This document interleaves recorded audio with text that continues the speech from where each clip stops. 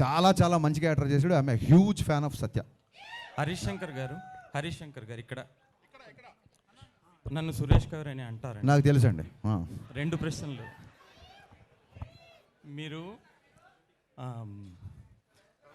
Social మీడియాలో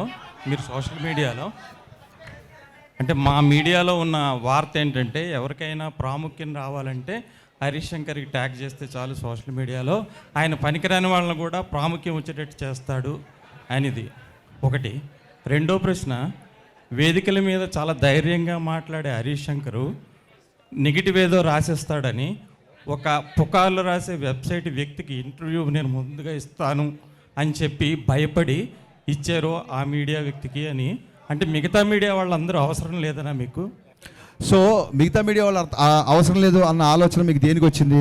ఆ వ్యక్తికి మీరు అంత ప్రాముఖ్యం ఇచ్చా అంటే అందరినీ ఒకేలా చూడాలి కదా మీడియా అంటే. కాదండి, ఫస్ట్ ఆఫ్ ఆల్ ఎవరినన్నా ఫేమస్ అవ్వాలనుకుంటే హరీష్ని ట్యాగ్ చేస్తే చాలు అనేది మీ అభిప్రాయం, నా అభిప్రాయం కాదు. అంటే పనికిరాని వాళ్ళు అదే సార్, అది మీ అభిప్రాయం, నా అభిప్రాయం కాదు.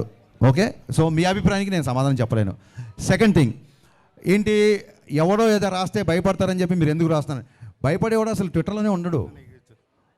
రేపొద్దున మీరు కనుక అతనిలాగా రాస్తే అంతకు 100 రేట్లు మిమ్మల్ని కూడా అలాగే నేను మాట్లాడతాను, అలాగే రిప్లై ఉంటుంది. అంటే అలాగే ఇంటర్వ్యూ కూడా ముందు ఇస్తారా? ఇంటర్వ్యూ ముందు వెనక లేదండి. వినండి, ఇంటర్వ్యూ ముందు వెనక లేదు. అతను ఎప్పటి నుంచో ఇంటర్వ్యూ ట్రై చేస్తున్నాడు. ఒక వ్యక్తి నాకు చెప్పాడు, అది నిజం కాదు కూడా తెలియదు, అతను దాన్ని ఖండించాడు కాబట్టి. సో అయితే ఈసారి అతనితోనే మొదలు పెడతాం, చాలా క్యాజువల్గా తప్ప వీళ్ళు మిగతా వాళ్ళ లిస్ట్ రాయండి, సురేష్ గారి పేరు కొట్టేయండి, ముందు ఈయన పేరు పై తీసాడు అలా మీకు ఓపిక ఉంటే దీన్ని బయటికి వెళ్ళగానే ఇంటర్వ్యూ ఇస్తాం మీకు.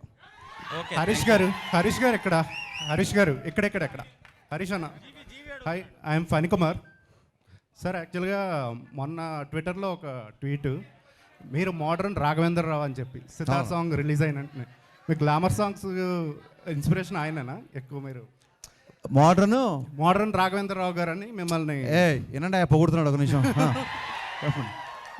మిమ్మల్ని మోడర్న్ రాఘవేంద్రరావు గారు అని చెప్పేసి ఒక నాకు వినిపించిందండి. మీరు 2-3 సార్లు అంటే బాగుంటుందని ఊరికి అన్నాను. థ్యాంక్ యూ అండి. అంటే రాఘవేంద్ర గారు లెజెండ్ కదా, ఆయన్ని అనుకరించడం అంత ఈజీ కాదు, బట్ అలాంటి కాంప్లిమెంట్ అంతే, దానికి ఏమో అర్థం అండి. Thank you. అండ్ 1 మోర్, మీకు పురాణాల జ్ఞానం కూడా ఎక్కువ అన్న, చాలా ఎక్కువ సార్లు చూసాము. అయితే మీ నుండి కూడా కల్కి లాంటి సినిమా ఒకటి ఎక్స్పెక్ట్ చేయొచ్చా? కల్కి అని కాదండి, అంటే నాకు కల్కి is a wonder, visual wonder to me. నేను కల్కి లాంటి సినిమాని ఎప్పుడు ఆలోచించలేదు. బట్ ఏదైతే ఇతిహాస సారాంశం ఉందో, ఏదైతే పురాణ సారాంశం ఉందో, అంటే ఒక ధర్మరాజుని చూసి కానీ, ఒక కర్ణుడిని చూసి కానీ, ఒక అర్జునుడి కానీ, ఒక ద్రోణాచార్యుని కానీ, ఒక పరశురాముడి కానీ, ఈ క్వాలిటీస్ ఉండే హీరోయిజం అంటూ డెఫినెట్గా చూపిద్దాం అన్నది నాకు. జీవి గారు, మీరు గబ్బర్ సింగ్ తీసుకున్నా కూడా, దెన్ గద్దలకొండ గణేష్ తీసుకున్నా కూడా, సార్ గద్దలకొండ గణేష్, అవును, ఈ 2 films they are not remakes, they are adaptations. Thank you sir, thank you so much. తీసుకొని యూ కంప్లీట్లీ చేంజ్డ్ ఎవ్రీథింగ్. నేను ఈ ఫిల్మ్ ఒరిజినల్ రైడ్ కూడా థియేటర్లో చూసాను. ఇట్ ఈస్ లైక్ ఫస్ట్ నుంచి లాస్ట్ వరకు it's a serious content driven action film. దీన్ని మీరు చాలా మోడిఫైస్ చేశారు. And it more than that I can see a lot of nostalgia. For example Hum Aapke అకౌంట్లో సాంగ్ తెలుగు వర్షన్ పెట్టేసేసి, so romantic, there is no romance in that film. So I think lot of people are thinking that it's a remake. Probably it should be told as an adaptation.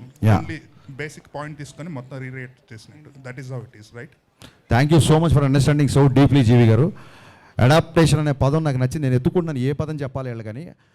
డెఫినెట్గా నేను గోస్ట్గా ఒక 30-40 సినిమాలు రైటర్గా వచ్చానండి. So writing అనేది నాకు పెద్ద, అంటే నాకు చాలా ఇష్టమైన పని. సో సొంతంగా రాసుకోవడం అది ఇంకో రైటర్ని గుర్తించినప్పుడే కదా మనలో రైటర్ ఏంటో తెలుస్తుంది. సో నాకు ఒక కథ విపరీతంగా నచ్చింది అనుకోండి, సంవత్సరానికి అన్ని లాంగ్వేజ్లు కలిపి మోర్ దెన్ 100 ఫిల్మ్స్ వస్తాయి. ఎప్పుడో వచ్చిన ఒక 7 ఏళ్ల క్రితం వచ్చిన ఒక సినిమా నాకు నచ్చింది అంటే there is something I want to tell the story. At the same time మీకు చాలామంది తెలియదేమో, సొంతంగా ఒక కుర్రోడు, ఇందాక ఒక ఇంటర్వ్యూ చెప్పాను, సొంతంగా ఒక కుర్రోడు ఎగ్జామ్ రాస్తాడు అనుకోండి, ఫాదరు నీకు ఎన్ని మార్కులు వచ్చినా పర్లేదు నువ్వు రాయి అంటే అతని మైండ్ సెట్ ప్రెషర్ ఉండదు. అది ఒరిజినల్ సినిమా తీసేవాడు పరిస్థితి. ఆల్రెడీ ఒక లాంగ్వేజ్లో హిట్ అయితేనే మనం రీమేక్ చేస్తాం, లేకపోతే చెయ్యం డెఫినెట్గా. సో ఈ రీమేక్ చేసినప్పుడు ఎలా ఉంటుందంటే, చూసావా పక్కింటోడికి ఆల్రెడీ 95, 99 వచ్చేసినాయి, మరి నువ్వేం రాస్తావు చూడు అన్నప్పుడు ప్రెషర్ ఎక్కువ ఉంటుంది. సో నా దృష్టిలో రీమేక్ చేయడమే చాలా కష్టం అండి.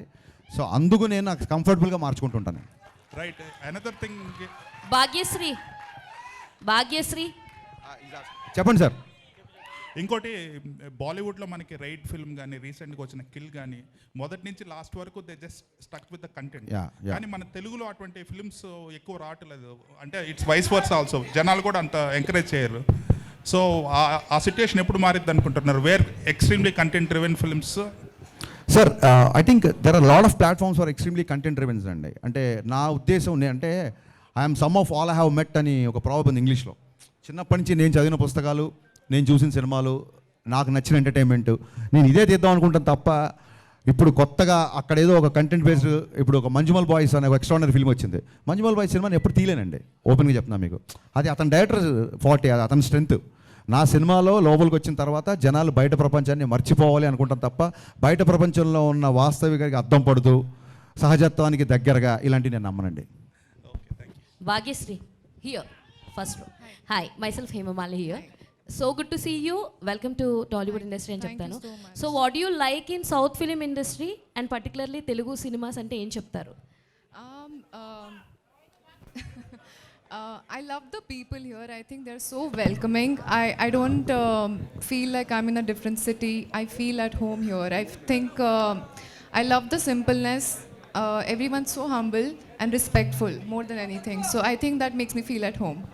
So and how is working with Harish Garu and your first movie actually working with Harish Garu? And he's my first director.